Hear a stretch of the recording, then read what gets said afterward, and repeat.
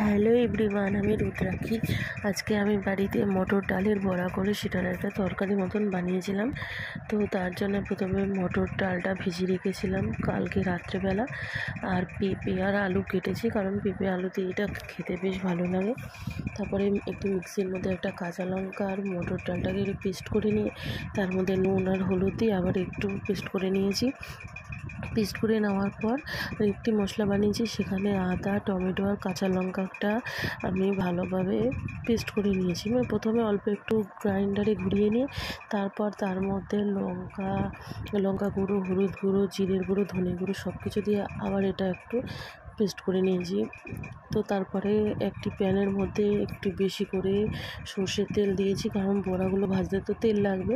তারপর আমি একটা একটা করে এরকম দিয়েছি ডালের বড়াগুলো দিয়ে বেশ লাল লাল করে বড়াগুলোকে আমি একদম ভালো মতন করে ভেজে নিয়েছি। তো আমার সব কটা বড়া ভাজা হয়ে গেছে। তারপর কড়াইয়ের মধ্যে তেল দিয়েছি, সর্ষের তেল। তারপরে তার মধ্যে একটা তেজপাতা আর জিরে ফোড়ন দিয়েই করি আমি সাধারণত এই তরকারিটা।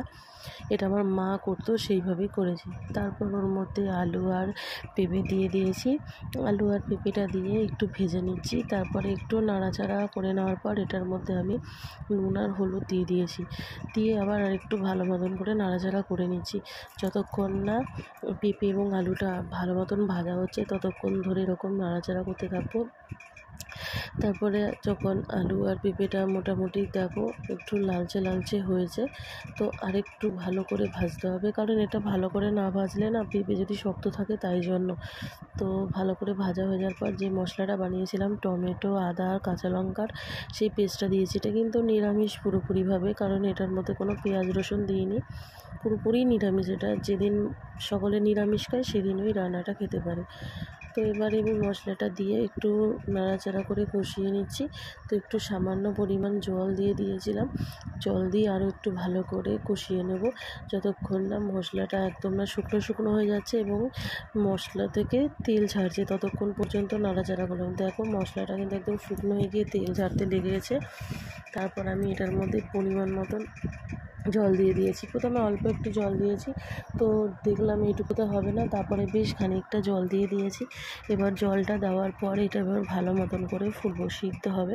তো অনেকক্ষণ সিদ্ধ হওয়ার পর আমি এসে দেখেছিলাম যে আলু আর পেঁপেগুলো একদম সিদ্ধ হয়ে গেছে। তারপর আমি বড়াগুলো সব দিয়ে দিয়েছি।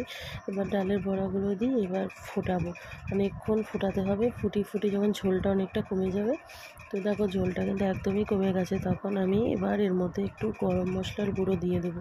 গরম মশলার গুঁড়ো দিয়ে দিলে খেতে বেশ ভালো লাগে। তো গরম মশলার গুঁড়ো দিয়ে দিলাম। এবার একটু নাড়াচাড়া করে নাড়াচাড়া করে নামিয়ে নিলেই কিন্তু এই মটর ডালের বড়া দিয়ে পেঁপে আলুর ঝোল রেডি। তোমরা বাড়িতে এরকমভাবে রান্না করে খেতে পারো, আশা করি ভালো লাগবে। আর ভালো লাগলে আমার ভিডিওটি শেয়ার করে দিও। ধন্যবাদ।